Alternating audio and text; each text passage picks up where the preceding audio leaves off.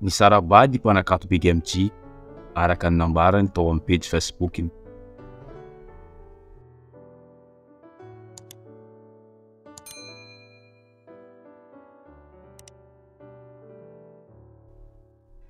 Tena Nisara-Bady tokoa ve ty mpanakanto ty sa fitadiavana buzz?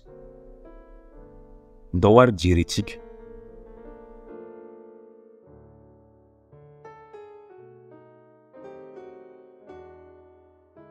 Raha tsy ahifina moa efa nanao ny adalany ty mpanakanto ty tamin'ny taona 2024. Nisy horonan-tsary niparitaka tao amin'ny Facebook zay nisy any mpanakanto BGMG sy tovovavy Sandra Gomez nifanoroka tao anatin'ny fitaovam-pitaterana antsoina hoe bajaj izy roa. Mazava ho azy fa tsy faly i madaMahaleo na koa hoe madame BGMG ka nanapa-kevitra fa andeha hody any Amerika izy fa marary ny fony.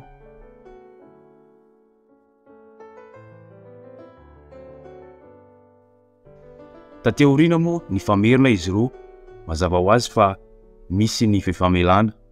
Zareo raha teo moa efa manana zanaka antsoina hoe Louisiana. Tena buzz ve ireny na koa hoe vakanalaza ve sa tena zava-misy? Araka ny fanehoan-kevitra maro tatao Facebook dia tsy buzz iny ary tena nampirafy any vadiny BGMG. Ndao hiverenantsika amin'izay ny zava-misy amin'izao fotoana zao. Nanambara BGMG fa Nisara-Bady izy tsy faly tamin'ny fihetsika nataon'ny BGMG tao anatin'ny klipo i Miss Alain na koa antsoina hoe madame BGMG.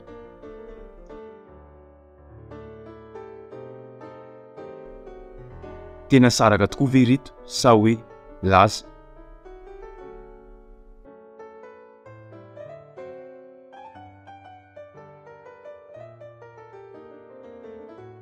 Raha manaraka tsara ny pejin'ny mpanakanto BGMG sika dia mahita fa namoaka sary misy any tenany manokana sy mpanakanto Johane izay mitafy lamba mariazy.